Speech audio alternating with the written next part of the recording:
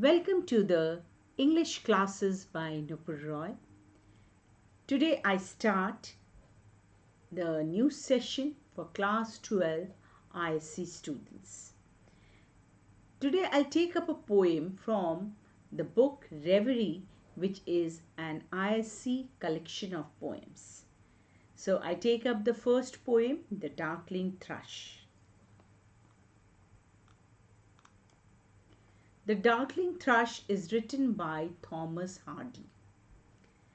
Now, Thomas Hardy is a Victorian novelist and poet.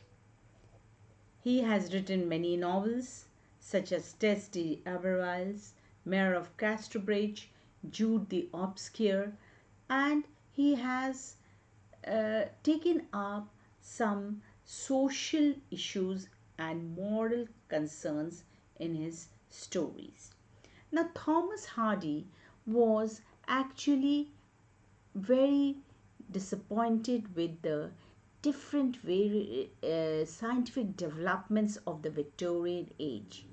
He did not like the fast concrete life of the Victorian age, and at that time society, the agricultural people who used to do agriculture, they all started shifting to the city life for where there was more employment. Now this poem, The Darkling Thrush, is about the death of a century, death of hope of the 19th century. So here this poem, he conveys the message in a very desolate picture. He gives a picture of the wintry evening, and he is disappointed, and he says the people have lost faith in nature and God. Now this poem, The Darkling Thrush, is divided into 4 stanzas. Now each stanza, now this poem is divided into 4 stanzas.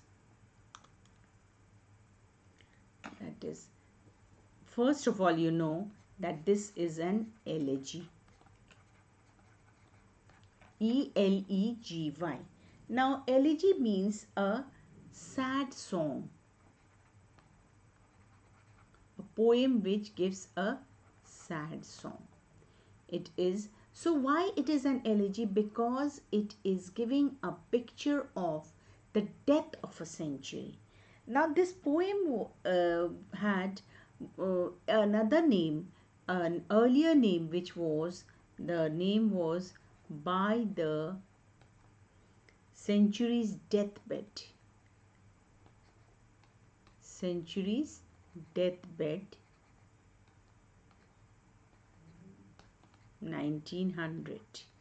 Right? So this poem was published in December 1899. So at that time, that was the end of the 19th century, and the next year, the next will come the new century, that is the 20th century. So here in this poem, he is giving a very bleak picture in the beginning. 4 stanzas are there of 8 lines each, which is, what is it called? It is called octet. 4 stanzas, 8 lines each, and the rhyme scheme is A, B, A, B, C, D, C, D. So 8 lines, A, B, A, B, C, D, C, D is the rhyme scheme.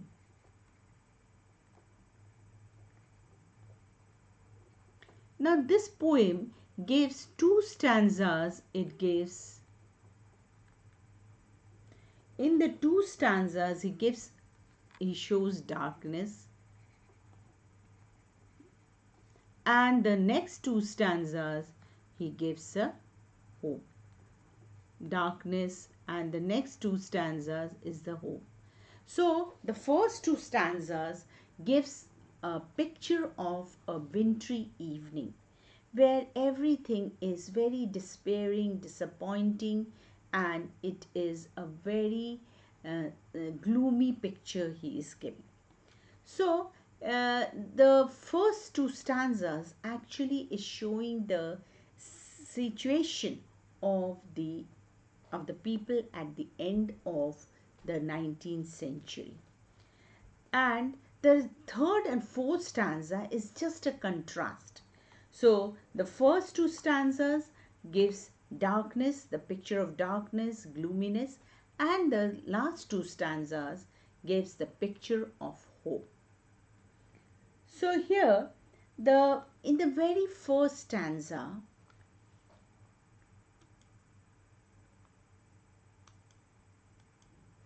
the very first stanza. Now this is the first stanza,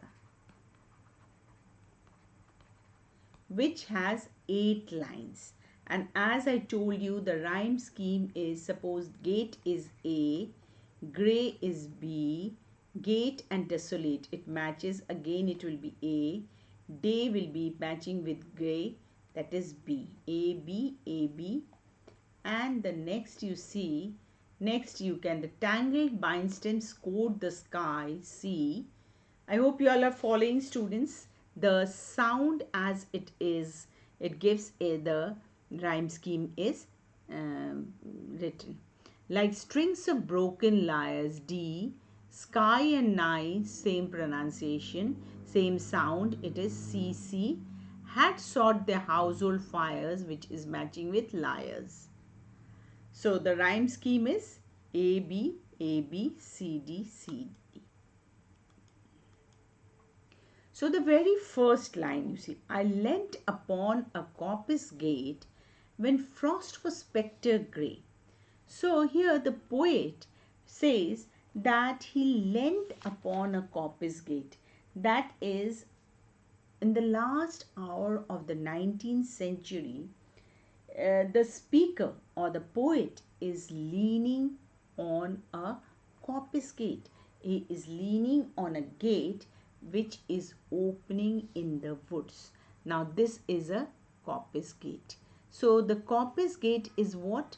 A gate which opens in the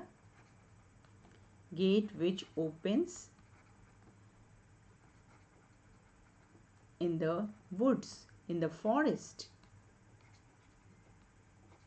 So the speaker is leaning. Leant means to lean, to put the body on a resting way.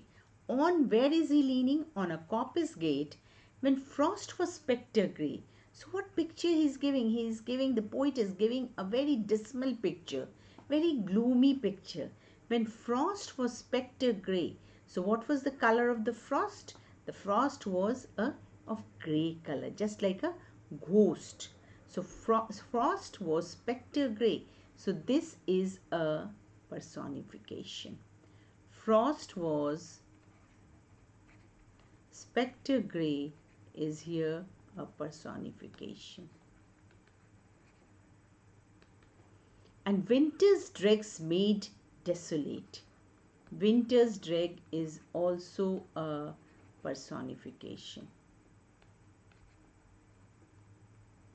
Now, students, what is a personification? I'll tell you.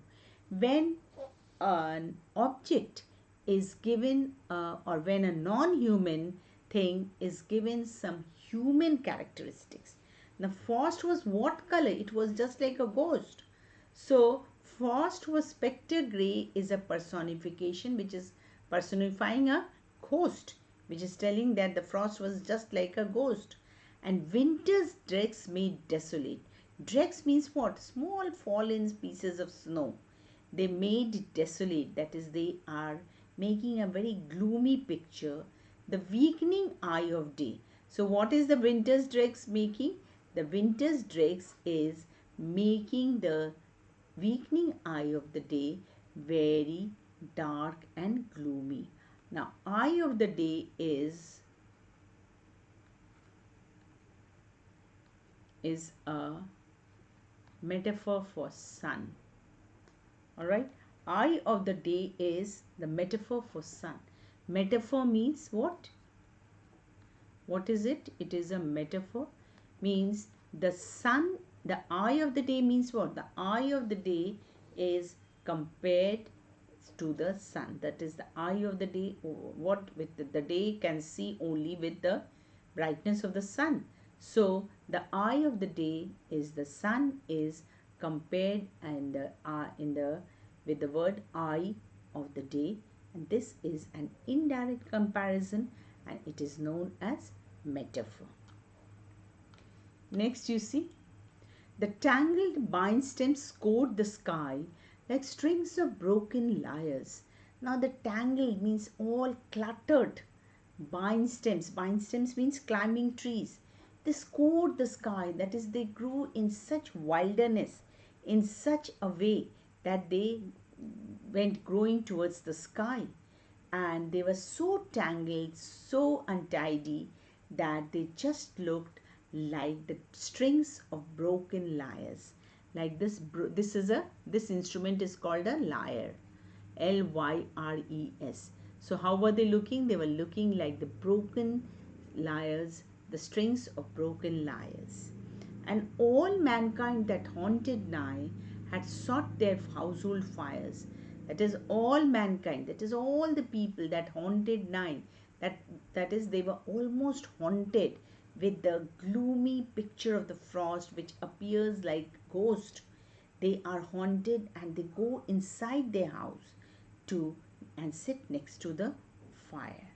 So here the poet, the in the very first line, the gate he's looking, he's bending on the gate, that is suggestive of a new place, and the act of leaning by the poet depicts his tiredness, his exhaustive nature.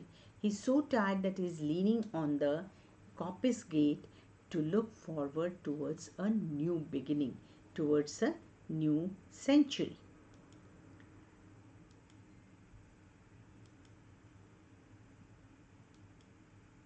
Now this is the second stanza.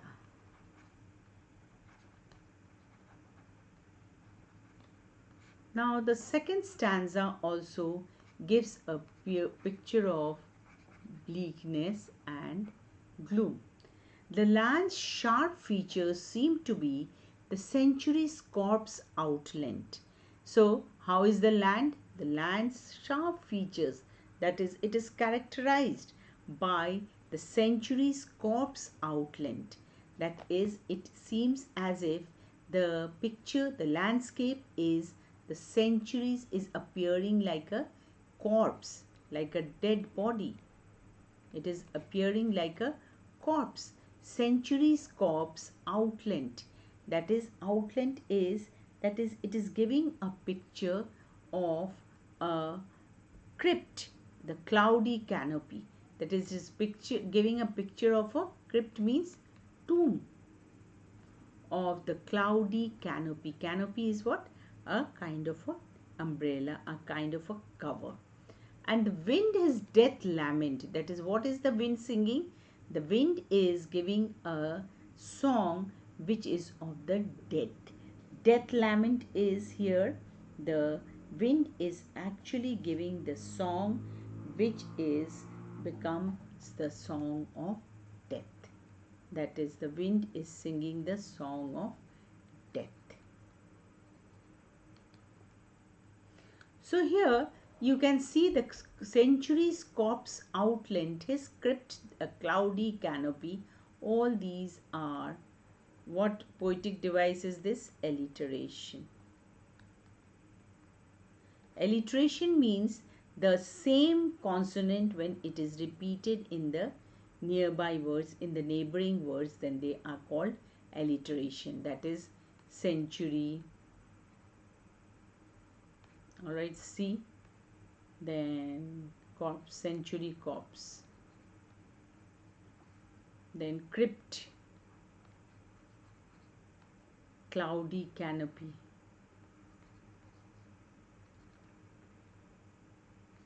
All these are what? These are alliterations.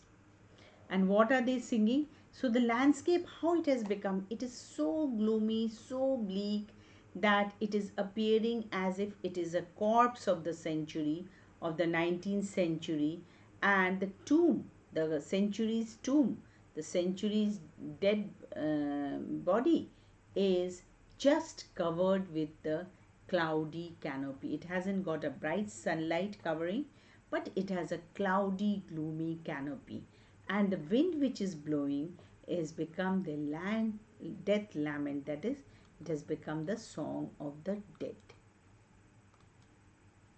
The ancient pulse of German death was shrunken hard and dry, and every spirit upon earth seemed fervorless as I.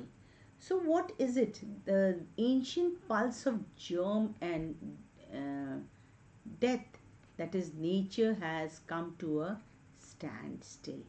In winter, what happens? The nature is hibernating. All the things are dormant, they become standstill. And the life, what is germ and birth? Germ and birth is life vibrancy, life's action. The life's vibrancy, what have they become? They have become shrunken, hard and dry. That is, they have stopped.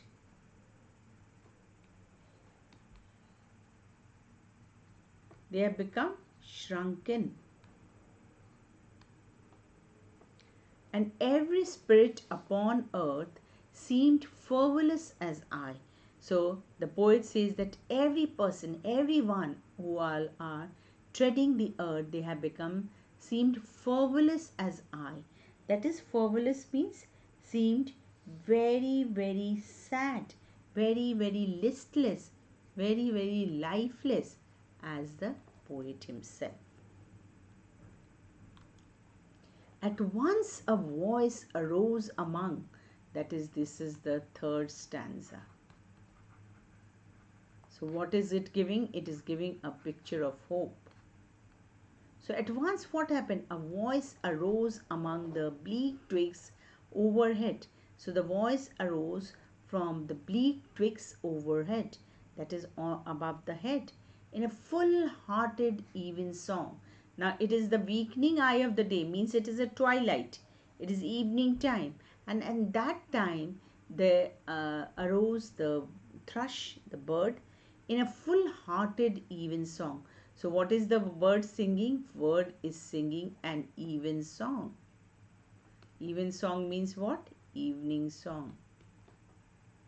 And what is the nature of the song? It is giving a joy unlimited. An aged thrush, frail, gaunt and small, in blast ruffled plume. So suddenly what happens? The tone of the poem is changed. Tone of the poem is of hope.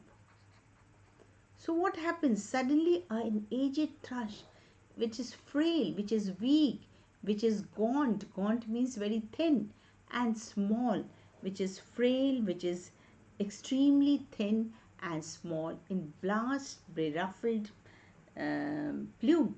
So blast beruffled plume means in a disordered way.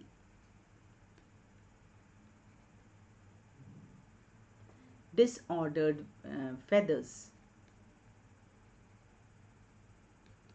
Had chosen thus to fling his song upon the growing gloom. So what had it chosen? To fling, to move his soul upon the growing gloom of the 19th century. So little cause for carolings of such ecstatic sound was written on terrestrial things afar or nigh around. So what was the song like? It was a carolings, that is, it was a kind of Christmas carols.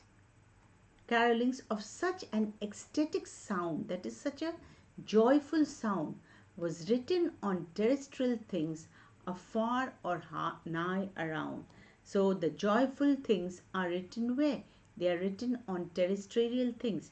that is on the terrestrial means the items which are on earth, afar or nigh around. That's they are afar or even they are almost around. That I could think there trembled through his happy good night air some blessed hope whereof he knew, and I was unaware. So the poet says that he could think there trembled through his happy good night air. So what kind of a song it was? It was trembling through and singing the happy good night air some blessed hope whereof he knew. So what kind of the song? The song was conveying some kind of blessing, blessed hope, blessed and hope, whereof he knew, that is the songbird, the thrush knew, but human beings are unaware of it. And I was unaware means the human being, the speaker, who is the poet, he acknowledges that his ability to understand the song which is so joyful of the bird. Now, here also you see there are 8 lines. Rhymes scheme is A, B, C, D.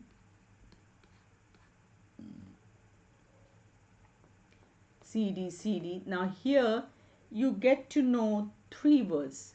Carolings means carols, the Christmas songs. Next is hope, and the next is after that there is also the hope, which is what? Hope, which is a Christian goodness. Hope is also hope. The Christian religion teaches hope. Then charity. It is hope, it is charity, and it also gives faith.